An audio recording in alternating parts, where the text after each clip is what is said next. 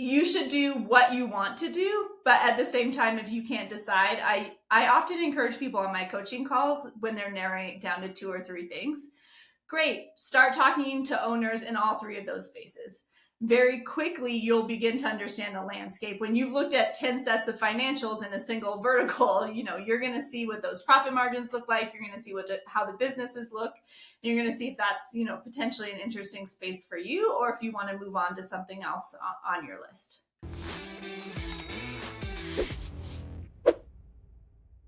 Hey everybody, welcome to another episode of the Business Lunch Podcast, and I have the wonderful pleasure of having one of my business partners, Jesse Jackson, on today. Jesse, how are you doing?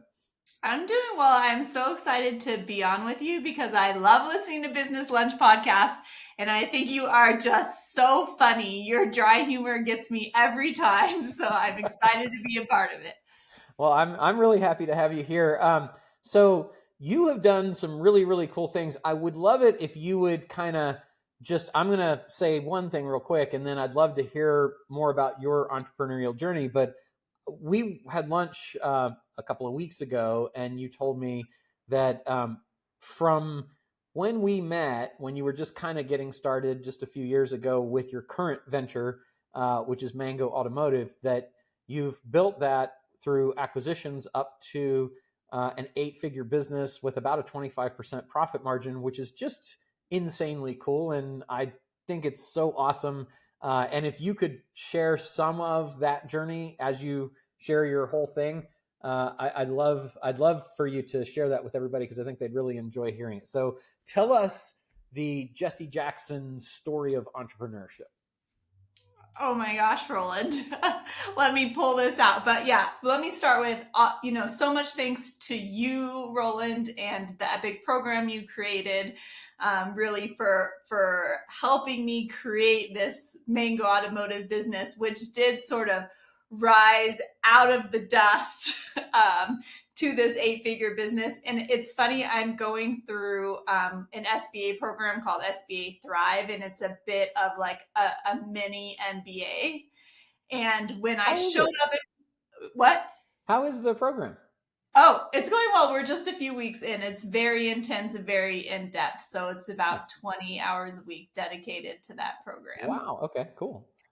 And you fill out an application, and then they admitted me. And when I showed up, they sort of said to me, we wondered if you were being honest about your numbers, because to grow from 0 to an 8-figure business is a bit unheard of, certainly in my landscape in New Mexico, and I think is an uncommon thing. So that's the power of the $0 out of pocket acquisition. They're like, could you maybe teach the class to us? They did ask me to teach one class on acquisition. Yeah, for sure. So I think my deep background is environmental engineering, but as I sort of, got out of school and got into the cubicle, I loved learning about engineering, because you're driving equations and it's sort of magical. And then you get into the cube and it's like, okay, so just put the numbers in the software. It'll tell you the answer, and like, you're good to go. So it was nearly as much fun. Yeah. So it was a bit of a drain brain. So I sort of segued like into software startups and spent many years in that space. Now, were you there as a founder, or were you working with them, or how did that work? Yeah, I think a combo, and this is very common in software, right? I was consulting sort of in the later years as a chief product officer. I wish I had met you, and I wish I was consulting for equity, but I was consulting for cash, as is more traditional, right? Yeah. And also had startups on the side.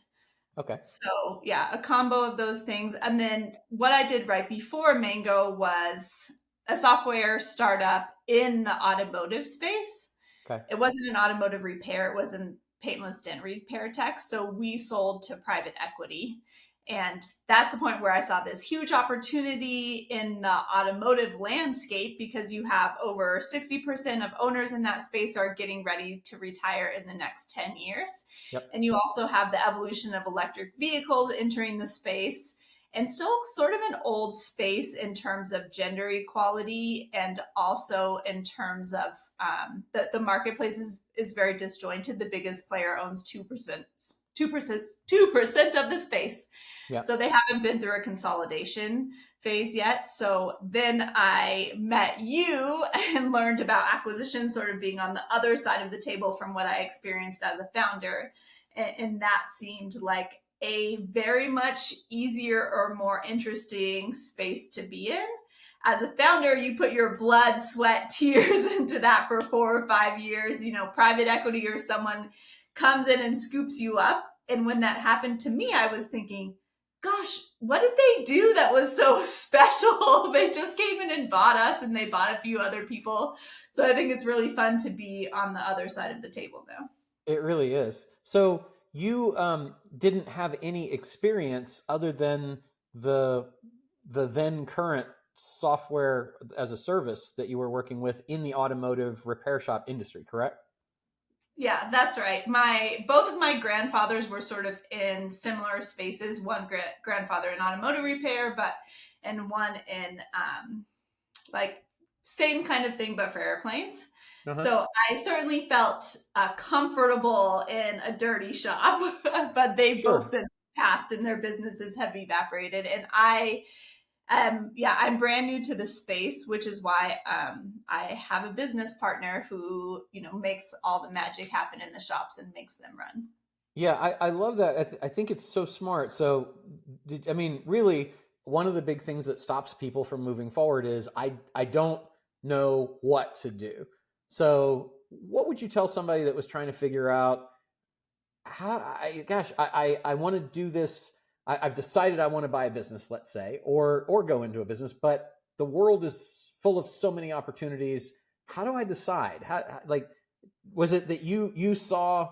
Well, just tell us how you decided. I guess maybe that's the best place to start. Sure. For me, I had a business partner at the time, and we had developed a software, ironically, in the podcasting space that we thought was an AI software that we thought would be really interesting to sort of add it to an existing podcasting software. So in the beginning, I actually went after podcasting software. And I found out multiples were really high. They were at the time still expecting a multiple on revenue. It seemed pretty, and you had sort of owner, founder, wearing 10 hats, running these companies, wanting a high revenue multiple. So I pivoted pretty quickly, away from that into automotive. I think the key is, if you're brand new to acquisitions and you want to get started, you should do what you want to do, but at the same time, if you can't decide, I often encourage people on my coaching calls, when they're narrowing it down to 2 or 3 things, great, start talking to owners in all 3 of those spaces. Very quickly, you'll begin to understand the landscape. When you've looked at 10 sets of financials in a single vertical, you're going to see what those profit margins look like. You're going to see how the businesses look. And you're going to see if that's, potentially an interesting space for you, or if you want to move on to something else on your list. Okay. And then when you made the decision to go into the automotive space, did you start out saying, because I haven't run one of these, I should get a partner that's an operating partner? I should have. but I did not. Retrospectively, I feel so lucky that I ended up with my partner. I actually was talking to business owners in the space, and one of the owners I was talking to about potentially selling wasn't at the place where he was ready to sell, but he was very interested in what I was doing. Mm-hmm. And so we agreed to sort of partner in our first deal, which grew up into a partnership in all of our deals. Okay. And so if you were going to do this now, or you were talking to somebody else thinking about doing it, how would you go about finding that person?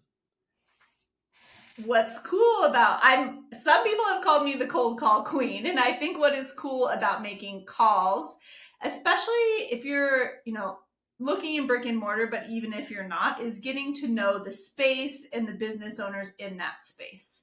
So likely the perfect business partner for you already knows how to run this kind of business. So they may already be running this kind of business. Right. So if you're having those conversations, I think the opportunity for, either an acquisition or a partner is naturally going to sort of come across your desk.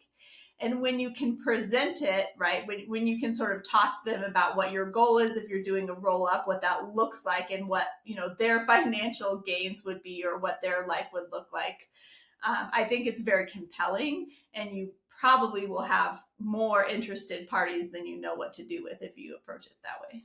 How, for people that have heard horror stories about partners, how did you decide that this person was right? Brian and I started baby steps. So when we first decided to partner, I knew that I was going to do many acquisitions, and we said, okay, we're going to partner on this one shop, and if we like working together, maybe we'll do another one. So I think it is hard to know, and I've had, really rough situations with business partners. Also, it's just hard to know going into it. Especially when you're bringing on someone into your vision. I think it's hard to know if they're going to own it like it's their baby too. So we got to know each other a bit, and then we essentially, did a test shop followed by another test shop. After a while, we decided we could probably commit to each other for longer. Okay. And then in terms of finding the shop, is that something that happened like right away, or you said cold call queen? So was there a lot of outreach before you found that first one? Roland, I really believe in your funnel where it starts with 100 incoming leads and you get 1 to 3 that comes out the bottom. And that really happened for me. I was probably working with 100 to 150 shops in the beginning in my area, and we ended up getting 3 deals.